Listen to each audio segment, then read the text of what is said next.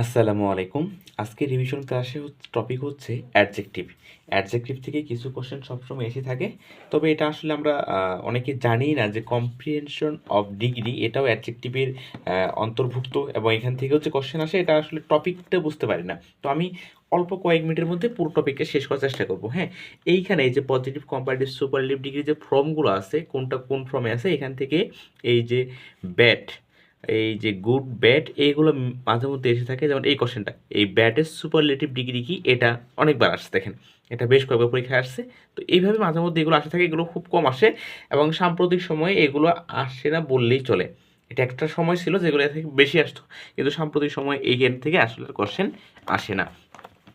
এরপর আসে দেখি কিছু শব্দ আছে যেগুলো হচ্ছে আপনার নিজেরাই সুপারলেটিভ, এদের পূর্বে আসলে মোর, মোস্ট এবং ভেরি এগুলো বসে না। এই যে মোর, মোস্ট, ভেরি এগুলো বসে না। তো এইখান থেকে আসলে আসলে সেন্টেন্স কারেকশন হিসেবে কোশ্চেন আসে। দেখেন এই চারটার মধ্যে কোন সেন্টেন্সটা সঠিক। He reach most extreme point, he reach the most extreme point, he reach the most extreme point, he reach the extreme point. অর্থাৎ যেই এক্সট্রিমের পূর্বে মোর, মোস্ট অথবা ভেরি নেই, সেটাই সঠিক অ্যান্সার। সঠিক অ্যান্সার হচ্ছে সি। দেখেন he is a perfect Jude, এই পারফেক্টের সামনে আপনার ভেরি, মোর, মোস্ট কোনো কিছুই নাই। সঠিক অ্যান্সার হচ্ছে ডি। ঠিক এটাও এরকম। এরপর এই দেখেন আরেকটা আছে সুপ্রিম, এই যে সুপ্রিম, এটাও পরীক্ষায় আসছে। এই যে সুপ্রিমের আগে মোর, মোস্ট, ভেরি কোনোটাই নাই।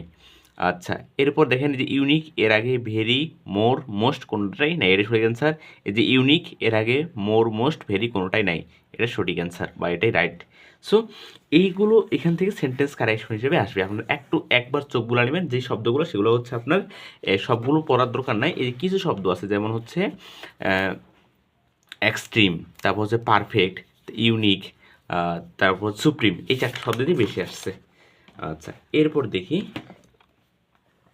যে আপনার দুটি ব্যক্তির দোষ বা গুণের মধ্যে থাকলে অ্যাডজেক্টিভ কম্পারেটিভ ডিগ্রি হিসেবে বসে। অর্থাৎ কম্পারেটিভ ডিগ্রির যেটা আপনার সিম্পল রুলস, ওটা থেকে মাঝে মধ্যে এটা থেকে কোশ্চেন আসে। আরেকটা হচ্ছে এই যে একই বা সমরূপ বোঝাতে অ্যাজ ড্যাশ অ্যাজ, অর্থাৎ পজিটিভ ডিগ্রির যে গঠন সেটা হচ্ছে এটা। The price of bicycle can run as high as 2000 টাকা। এই যে এরকম, এটা এখান থেকে খুব সহজ, ওরকম কোশ্চেন আসে না। আচ্ছা দেখেন আরও কিছু শব্দ আছে যেগুলো হচ্ছে আপনার মূলত কম্পারেটিভ ডিগ্রি, এদের পরে দেন বসার কথা, কিন্তু দেন না বসে বসবে আপনার টু। এই যে শব্দগুলো জুনিয়র, সিনিয়র, ইনফিনিয়র, সুপ্রিয়র, প্রিয়র, এই শব্দগুলোর পরে সাধারণত এরা যেহেতু কম্পারেটিভ, এদের পরে দেন বসার কথা, কিন্তু যেহেতু ল্যাটিন তাই এদের পরে টু বসবে। যেমন একটা খুব কমন আপনার এক্সাম্পল আছে, এই যে my sister is junior dash me dash for years.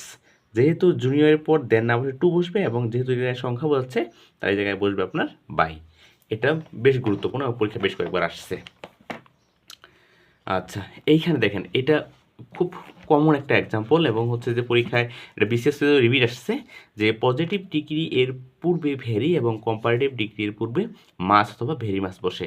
এই যে এক্সাম্পলটা বিশেষ অনেক পরীক্ষায় রিপিট আসছে, যেটা হানি ইজ ড্যাশ সুইট, এই জায়গায় হচ্ছে আপনার হানি ইজ ভ্যারি সুইট, যেহেতু এটা পজিটিভ সো এই জায়গায় ভ্যারি বসবে। আচ্ছা, এরপরে আমরা যাই একটা কমন এক্সাম্পল, যেটা আপনারা ভুল করেন পরীক্ষার হলে, যে এই এক্সাম্পলটা, এটা নিয়ে আমি এর আগে অনেকবার আলোচনা করেছি।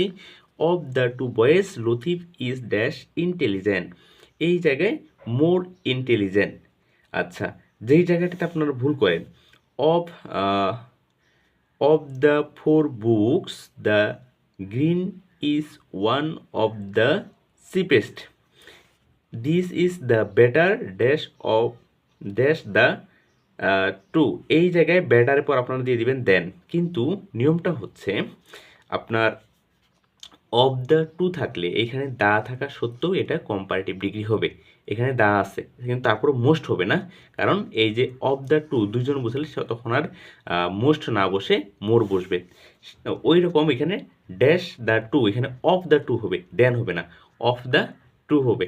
এটা চট্টগ্রামে আসা কোশ্চেন। তো এইখান থেকে আপনারা এই জিনিসটা এর আগে আমি বহুবার আলোচনা করছি, তো এটা দিয়ে বেশি কথা বাড়াচ্ছি না।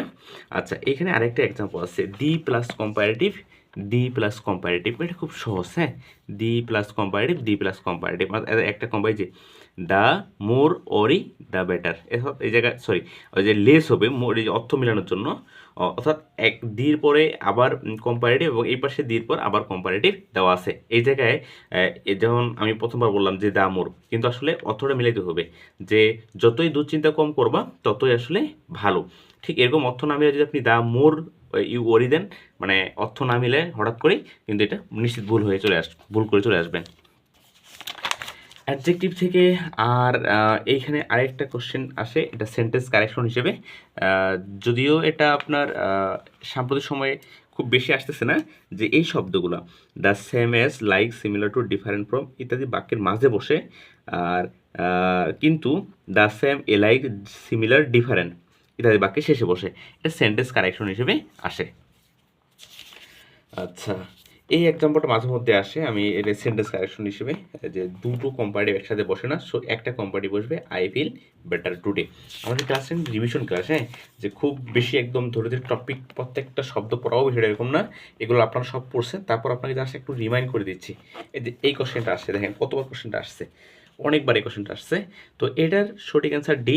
এই যে নদীর আগে দিয়ে বসছে, আপনার সুপারলেটিভ ডিগ্রির আগে দিয়ে বসছে, কিন্তু মহাদেশের আগে কোনো আর্টিকেল বসবে না, এটা মনে রাখবেন, তাহলেই ইনশাল্লাহ হয়ে যাবে। আর মূলত এই জায়গায় ওই রকম তেমন কিছু নাই। এই উদাহরণটা আমি প্রোনাউনে পড়াইছি, নতুন করে এই জায়গায় পড়ানোর দরকার নাই। ড্যাট অফ আর দোস অফ প্রোনাউনে ক্লাসটা যারা করছেন তারা এটা পাবেন, এটা ওই জায়গায় পড়াই ফেলছি আমি। এই ছিল আপনার অ্যাডজেক্টিভের ক্লাস।